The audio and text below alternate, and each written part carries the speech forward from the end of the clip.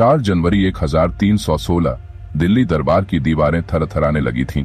सुल्तान अलाउद्दीन खिलजी, जिसने मंगोलों को रोका, दक्षिण भारत तक विजय पताका लहराई, अब मृत्युशैया पर था। उसकी मृत्यु के 2 दिन बाद दरबार में एक नई घोषणा गूंजती है।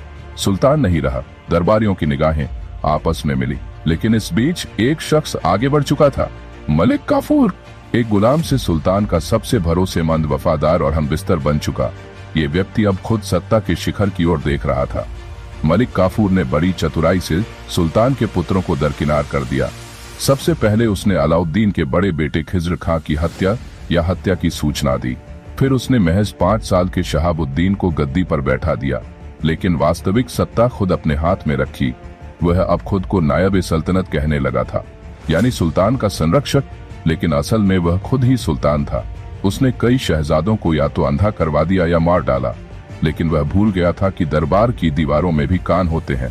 दूसरे दरबारियों को उसकी सत्ता की भूख खटकने लगी। कुछ ही महीनों में दरबार में षड्यंत्रों का जाल बुना जाने लगा। काफूर की तानाशाही, उसका क्रूर व्यवहार और सुल्तान बनने की महत्वाकांक्षा सभी के लिए खतरा बन चुकी थी।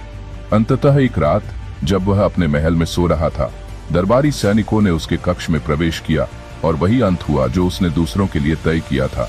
काफूर ने जिन राजकुमारों को अंधा करने की सूची बनाई थी, उनमें से एक था मुबारक शाह खिलजी, लेकिन वह किसी तरह बच गया था। शायद किस्मत, शायद चालाकी। अब जब काफूर मर चुका था, दरबारियों ने मुबारक को जेल से बाहर निकाला और बाल सुल्तान शहाबुद्दीन का संरक्षक घोषित कर दिया।